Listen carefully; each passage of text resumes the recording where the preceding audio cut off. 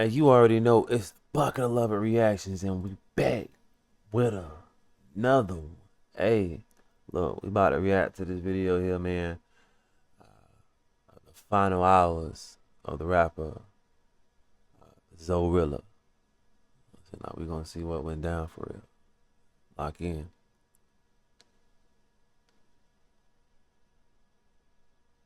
Zoe Realla, the name speaks for itself. Rap, check me out. Look, man, we going back to Baton Rouge, man. We getting heartfelt with this one, you heard me?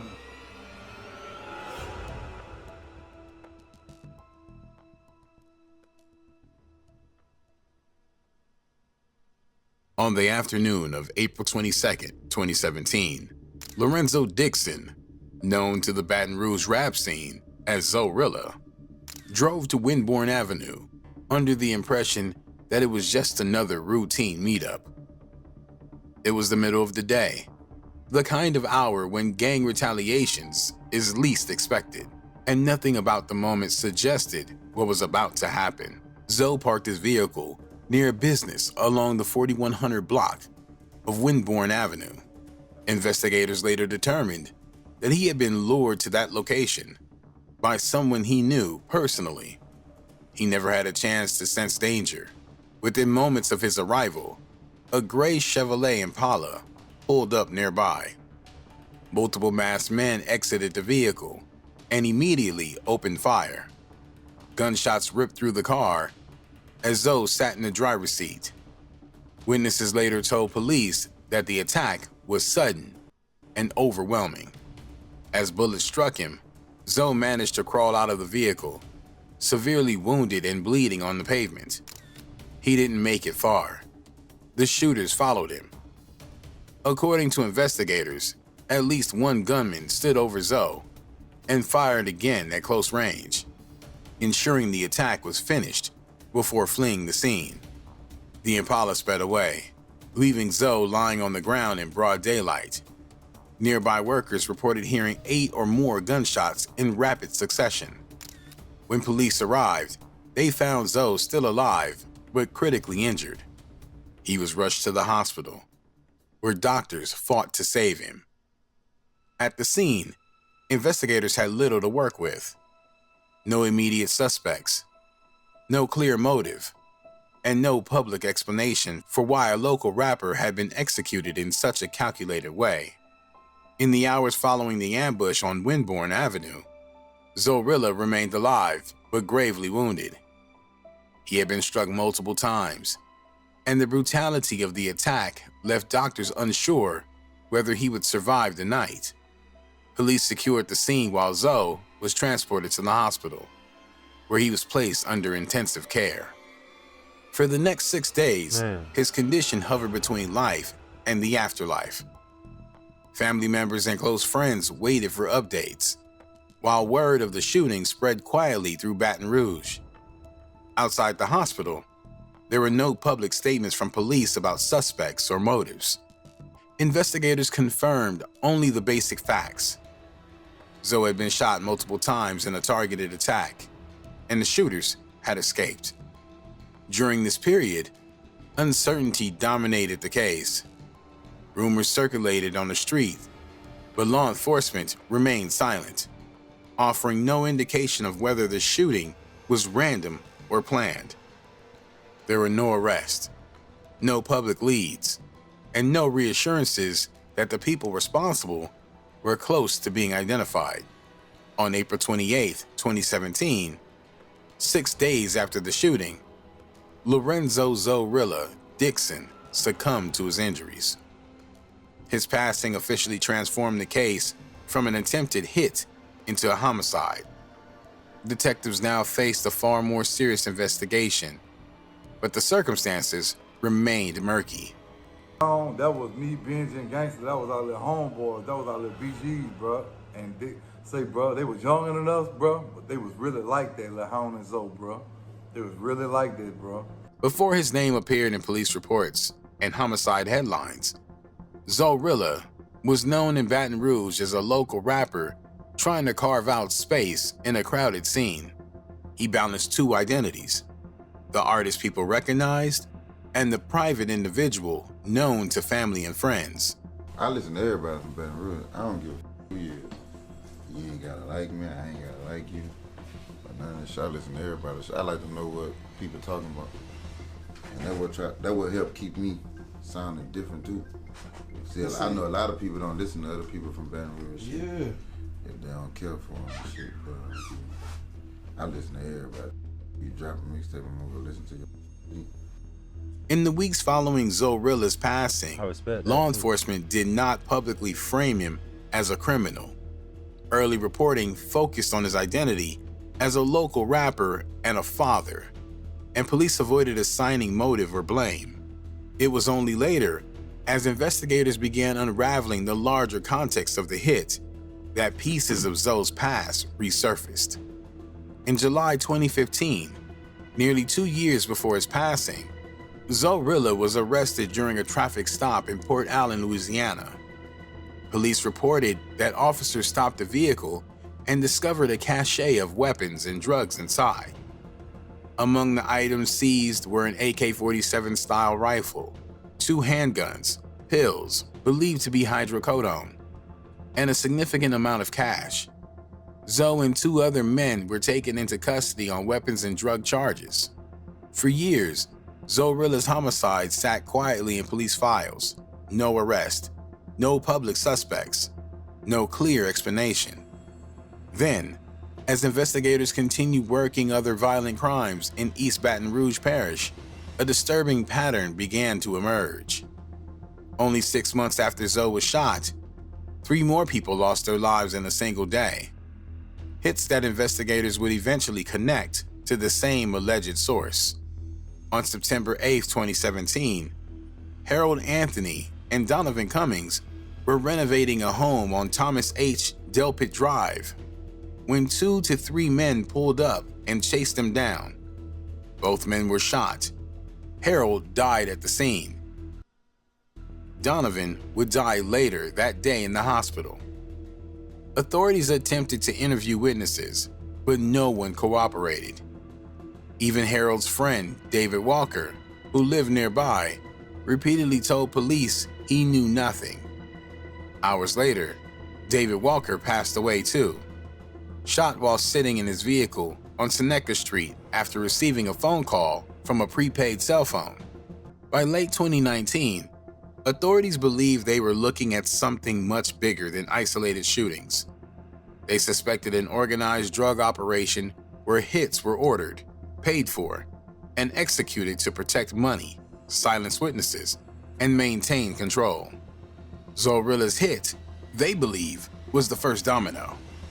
As detectives dug deeper, they learned Harold Anthony was involved in large-scale dope trafficking and had close ties to a man named Martrell Harris. And, as investigators mapped out the retaliations, one name continued to surface: Martrell Harris. Authorities identified Harris as a major figure in Baton Rouge's dope trade. Someone with influence, money, and the ability to order hits without being present. According to police, Harris was the person who authorized and financed multiple hits in 2017, including the hit of Zoe Realla. In Zoe's case, investigators alleged Harris paid Dexter Collins to carry out the shooting. A witness later claimed Collins admitted he had been hired to hit both Zoe Dixon and Jornell Keelan, the same man believed to have lured Zoe to the crime scene. That witness also described a heated argument between Collins and another man, Patrick Carter. Collins was reportedly furious that Carter failed to take Keelan's life while Zoe was being shot. Police believe Harris operated through layers of intermediaries. Shooters were paid in cash and dope. Others were promised protection or advancement within the organization. Harris, investigators said, rarely got his hands dirty, but his decisions had serious consequences. In early February 2020, nearly 3 years after Zoe Realla was shot, Baton Rouge police finally made their first arrest. Investigators believed they had identified the people who carried out the ambush on Winborn Avenue and the roles each of them played. Dexter Collins was arrested and charged for the crime. Police identified him as one of the shooters. According to a witness, Collins later admitted he had been paid to take Zoe Dixon's life. That payment, investigators said, came from Martrell Harris and allegedly included cash and narcotics. Collins was also accused of agreeing to hit Jornell Keelan, the man believed to have lured Zoe to the scene. Kelvin Phillips was arrested the same day as Collins and charged with Zoe's hit. Police alleged Phillips served as the getaway driver during the ambush, helping the shooters escape after the attack. Together, these arrests marked the first time law enforcement publicly laid out their theory of Zoe Realla's hit. The attack, they said, was not random. It was coordinated, paid for, and carried out by people who already knew each other. A planned execution that had taken years to surface. In early 2021, the case against the alleged mastermind began to unravel. Despite the severity of the charges and the detailed narratives outlined by investigators, prosecutors struggled to turn police theory into courtroom proof. Martrell Harris was granted bond and released under strict conditions. He was ordered to wear an ankle monitor, follow a curfew, and avoid contact with the deceased family. For many observers, the decision signaled weakness in the state's case. If the evidence were airtight, Harris would not have walked free. That concern proved justified. When the case was presented to a grand jury later that year, prosecutors failed to secure an indictment. Jurors determined there was not enough evidence to move forward with homicide charges against Harris. Without an indictment, the charges were dismissed. In a matter of months, the core of the state's case had fallen apart. The alleged organizer was free. One of the alleged gunmen was free. And despite years of investigation, Zoe Realla's homicide remained unsolved in the eyes of the law. For the public, the reversal was jarring. Police had named names and described a hit-for-hire plot in detail, yet none of it translated into convictions. The case stood as a stark reminder of how difficult it is to prosecute organized, gang-related hits, especially when the witnesses are afraid, evidence is limited, and silence is enforced from within. For a time, it appeared that Zoe Realla's homicide case would remain in legal limbo. The arrest had led nowhere, the charges had been dismissed, and the people police once identified as responsible were back on the street. Then, years later, the case resurfaced. In January 2023, Baton Rouge police announced the arrest of Patrick Earl Carter. Carter had long been named in the investigation, but had not previously been in custody. Authorities charged him for the crime, identifying him as one of the shooters involved in the ambush on Winbourne Avenue. According to investigators, Carter was part of the original hit-for-hire plot. Police alleged that he participated directly in the shooting and later admitted his role to a witness. The same witness had previously told investigators that Carter and another suspect confessed to taking Zoe's life, providing one of the few first-hand accounts tying individuals to the crime. Carter's arrest signaled a renewed attempt by prosecutors to bring accountability to a case that had already collapsed once. This time, the focus narrowed. Instead of pursuing the alleged organizer, authorities centered their efforts on a participant they believe they could still prove was involved. As Carter awaited trial, the broader questions surrounding Zoe Realla's passing remained unsolved. The reopening of the case offered a possibility of justice, but it also underscored how fragile the prosecution's path forward remained. After years of delays and failed indictments, the outcome was still uncertain. As of now, the only active prosecution tied to Zoe Realla's homicide is the case against Patrick Carter, arrested in 2023 and charged for the hit.